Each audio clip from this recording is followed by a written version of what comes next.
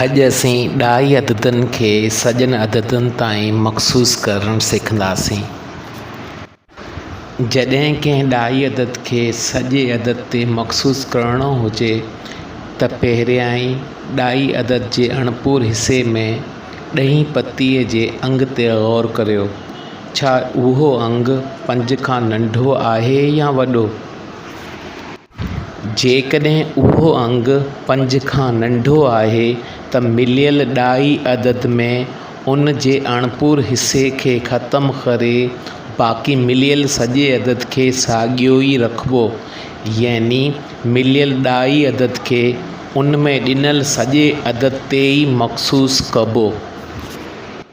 पर जेकॾहिं उहो अंग बराबरि आहे या वॾो आहे 5 खां, त उन मिलियल ॾाई अदद में ॾिनल सॼे अदद खां हिकु मथे करे मख़सूस कबो।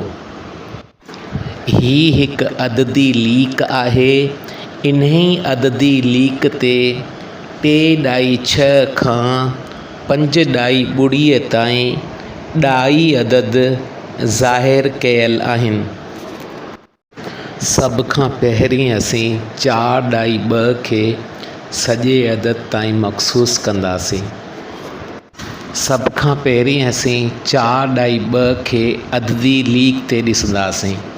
जीअं त मिलियल ॾाई अदद 4.2 सॼे अदद 4 जे घणो वेझो आहे बनिस्बत सॼे अदद 5 खां, तंहिं करे मिलियल ॾाई अदद 4.2 बराबरि आहे सॼे अदद 4 जे। हाणे असीं ॾाई अदद 4.5 खे सॼे अदद ताईं मख़सूस कंदासीं। सभ खां पहिरीं असीं ॾाई अदद 4.5 खे अददी लीक ते ॾिसंदासीं। ॾाई अदद 4.5 जेतिरो सॼे अदद 4 खे वेझो आहे, ओतिरो ई सॼे अदद 5 खे पिणु वेझो आहे। जेकॾहिं ॾाई अदद जो अणपूर हिसो बराबरि आहे या वॾो आहे 5 खां, त पोइ उन खे ईंदड़ सॼे अदद सां मख़सूस करे सघिजे थो।